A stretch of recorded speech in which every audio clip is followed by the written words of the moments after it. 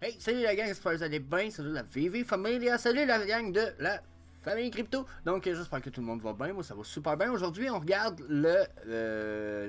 l'article qu'on a eu sur le MTL, qui est le Money Transfer License, qui s'en vient sur VV, puis qui commence à être donné tranquillement pas vite. Donc on va faire le tour de tout ça le plus rapidement possible, parce que je viens de faire une vidéo là-dessus, que je vais appeler mon vidéo radotage. J'ai essayé de raccourcir ça, 43 minutes, fait que là on fait ça rapidos prestos, celle-là ça va être la version courte, let's go! So, vous n'êtes pas déjà inscrit comme 40% de ceux qui écoutent les vidéos, un petit smash le subscribe, la petite clochette, puis venez nous rejoindre sur la famille crypto. Donc that's it, that's all.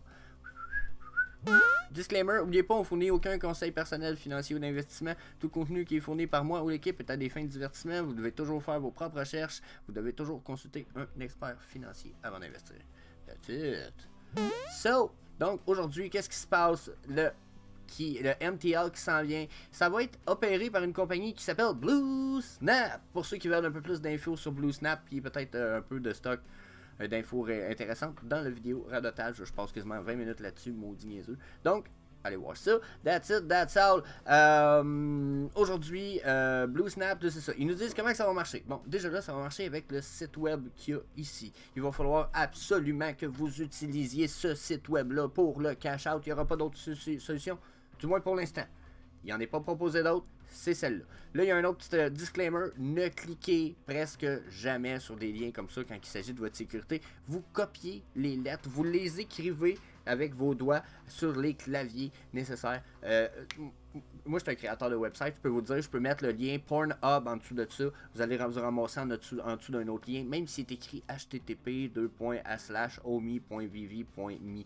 Puis, vous pourriez même ramasser un site frauduleux qui va ressembler à ça, mais ça va être .em au lieu d'être .me. Voyez-vous un peu la différence? Puis finalement, vous allez juste envoyer tout votre argent à quelqu'un d'autre. Donc, faites attention pour pas peut-être faire de conneries, pas vous ramasser sur un mauvais site. Une fois que vous allez être rendu sur ce site-là, ils vont vous demander de vous connecter avec votre avec votre email, puis votre mot de passe de Vivi, carrément. Puis ils vont vous envoyer un code de confirmation qui s'appelle le 2FA, qui est un code de 6 chiffres qui devrait durer à peu près 30 secondes à 1 minute. Vous allez pouvoir le rentrer sur le site web de façon manuelle. Puis ça va vous donner accès à votre wallet de Vivi. Généralement, ça va ressembler à quelque chose comme ça avec le bouton Payout en bas. Personnellement, j'ai pas encore accès. Ça va être libéré tranquillement d'ici les semaines à venir, peut-être même les mois à venir. Donc, de plus en plus de monde va y avoir accès tranquillement. Mais c'est pas tout le monde qui a accès tout de suite. Donc, ensuite, pour faire le payout, une fois que vous allez être là-dessus, vous allez payer sur payout, ils vont vous amener à compléter ce qu'on appelle le KYC, qui est le Know Your Customer, qui est un système pour éviter le plus possible les fraudes, puis les agents, les personnes qui voudraient peut-être blanchir de l'argent par l'interstice de l'application et de l'entreprise Vivi. Donc pour éviter ça, les gens qui vont cash out vont devoir s'identifier pour montrer ils sont qui, pour s'assurer que tout soit dans les règles de l'art, et etc. Si jamais quelque chose arrive comme ça, si un jour une personne essaie de blanchir de l'argent, on se rend compte qu'il a envoyé la plupart de son argent blanchi dans Vivi, ils vont sûrement essayer de faire des enquêtes pour faire le suivi. Ok? Donc ça c'est le KYC, ça va prendre une photo de votre carte, etc. Une fois que vous allez avoir rempli ça ici, ça va être la première étape du KYC. On va vous demander des choses normales, importantes. Ça va vous prendre des cartes d'identité, hein? Une de ces trois-là, le Social Security Number pour ceux qui sont aux États-Unis avec des ID, un passeport ou une driver license. Au Canada, ça risque d'être driver license. Okay? Durant cette étape-là, ils vont vous demander de choisir un paquet de petites choses ici. Okay? Puis ensuite, une fois que vous allez avoir rempli tout ça ici sans le code régional de votre country, okay, bien entendu, ils vont vous amener un peu plus loin. Okay? Ils vont vous amener à choisir maintenant comment vous voulez cash out.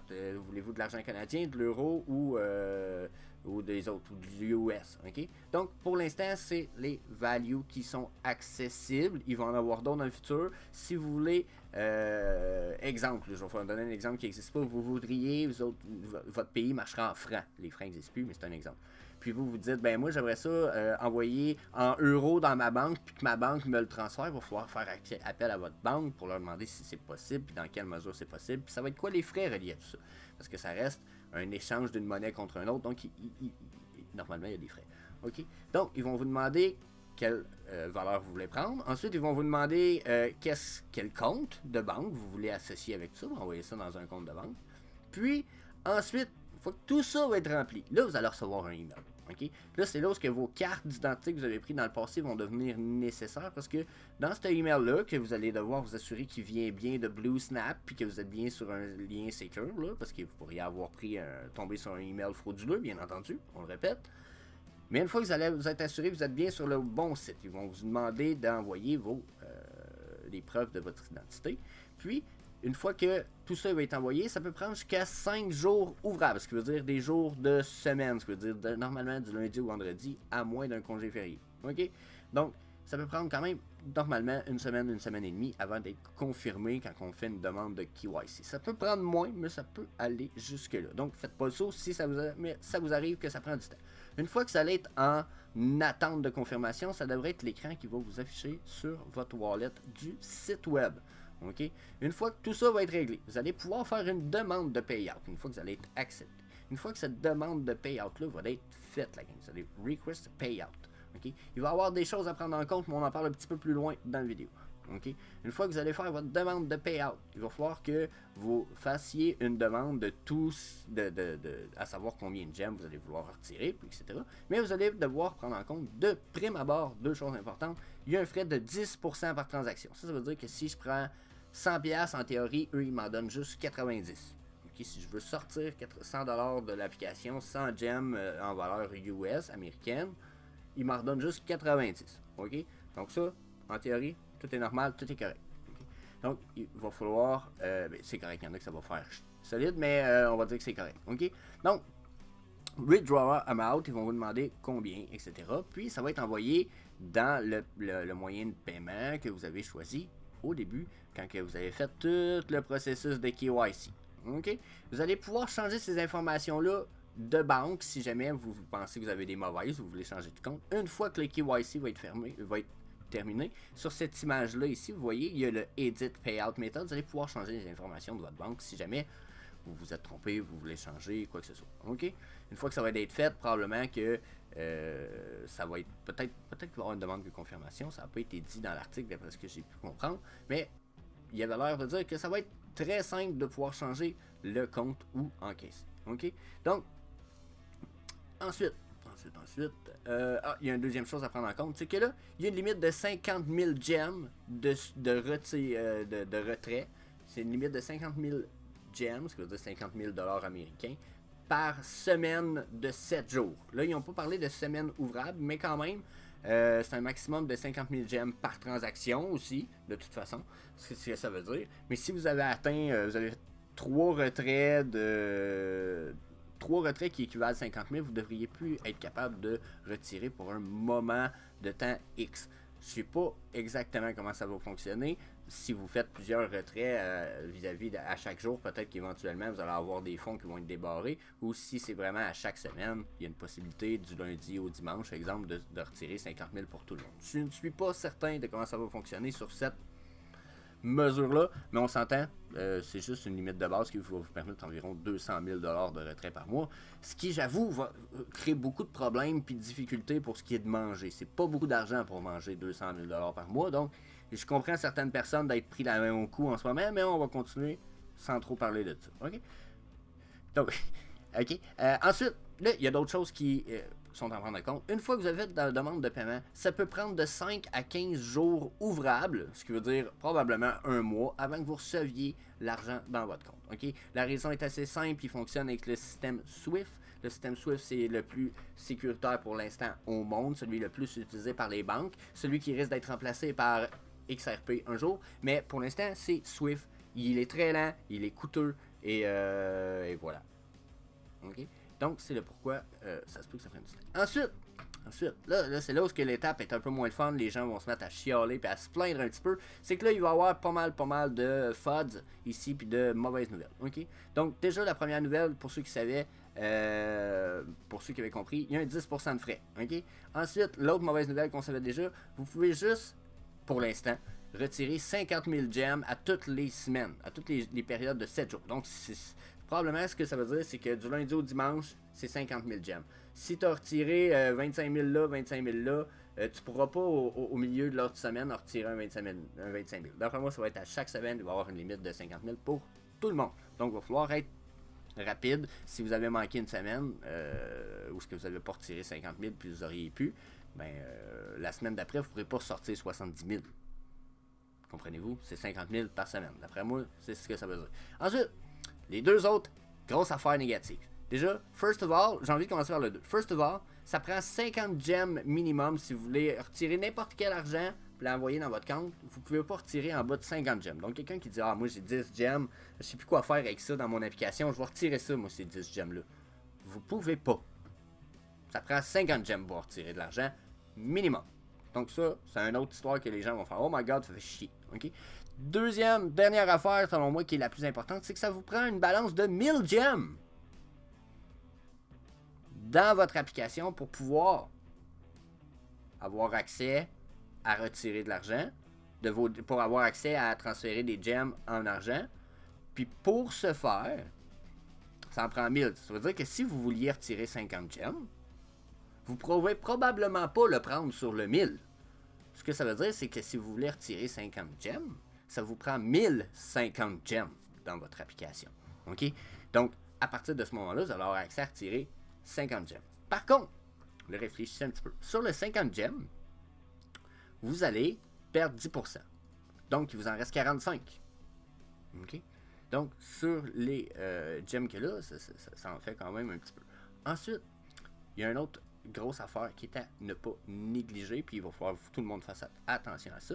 OK? C'est que le transfert avec le système SWIFT coûte aussi de l'argent. 90% des banques chargent des frais quand vous avez un transfert d'argent dans votre compte de banque via SWIFT. Ce qui veut dire que quelqu'un qui vous envoie de l'argent, comme Vivi, qui vous envoie de l'argent, va vous coûter environ 35$ de frais sur le 50$ que vous allez retirer, qui, soit dit en passant, était déjà rendu à 45$. Hein, souvenez-vous, on a perdu 5$ déjà. Donc, finalement, si quelqu'un veut retirer 10$, ça lui prend 1050$, puis il faut qu'il retire 50$ pour avoir environ 10$ dans son compte de reçu, et ça, 14 jours ouvrables après avoir fait la demande du transfert. Donc là, il y a beaucoup de frais qui rentrent en ligne de compte. Là, peut-être que certaines personnes comme moi sont au Canada versus ceux qui sont en Europe. Je sais, nous, ceux qui sont en Europe, vous allez perdre parce que probablement que 50$ US équivaut probablement à 35€. Pour ma part, je vais gagner. Nous autres, on est comme 25% en dessous. Donc, dans mon cas, c'est probablement que 100$ me donnerait 100 gems me donnerait 125$ canadiens.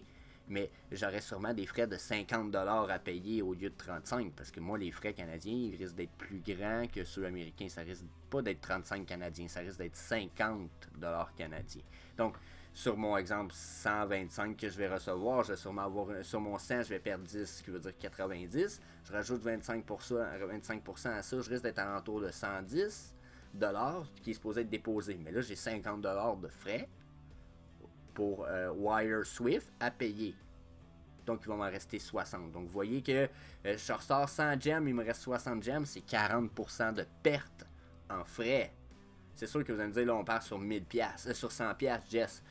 Ton 40$ de 50$ de frais, il paraît très rapidement en proportion par rapport aux 100$. Si tu sors 1000, puis 10 000, puis 5000, ça paraît plus 40$. C'est vrai. C'est vrai, 40-50$, ça paraît pas sur un gros montant. Mais c'est juste pour dire aux gens, faites attention. Il y en a qui se disent, ah, moi j'ai 100 gems là-dedans, je vais sortir ça bientôt. Là. Vous pourrez pas. Il va falloir utiliser un système, un third party, qu'on appelle. C'est quelqu'un qui est prêt à vous échanger les gems contre de la vraie argent, qui vous envoie ça directement dans votre compte. Donc, c'est des transactions hors application. Puis, c'est pas encore illégal, tout dépendant du type, puis de la façon que c'est fait, puis de où provient l'argent, puis etc. Donc, watchez-vous quand vous faites ça. Assurez-vous de faire ça avec quelqu'un qui a vraiment une bonne notoriété, qui est respecté. Puis, vous avez la preuve que c'est pas un escroc, puis vous avez la preuve, puis envoyez-vous des preuves. Cherchez-en, ça en prend. Fait que, ça fait le tour, la gang. Il y aurait d'autres choses, ok? Ça peut arriver, mais c'est des petites choses que je pense qui sont moins importantes. C'est des petites questions de certaines personnes. Il y en a qui disent des questions du style pourquoi j'ai pas encore accès au transfer? Ben parce que ça s'en vient, c'est pas tout le monde qui va avoir accès tout d'un coup. Ça va être délivré de façon sporadique, tranquillement, à de plus en plus de membres de l'application. Personnellement, je m'en fous, pas prêt à cash out, mais pour certains, pour beaucoup, je pense que ça va être très important pour eux que ça s'en vienne bientôt, puis sûrement que pour beaucoup, il va y avoir de la déception dans tout ça. Donc, ma question c'est, vous en êtes où dans tout ça? Vous pensez quoi de tout ça, vous autres? C'est quoi votre feeling par rapport à ça? Vous êtes déçus, vous êtes pas déçus, vous êtes content, vous êtes pas content, vous êtes en tabarnak? Laissez-moi un commentaire en bas, venez nous rejoindre sa famille crypto, on va jaser de ça, on a un Discord, etc. So, that's it, that's all, la version courte est de 15, 17, 16 minutes, yeah! Peace!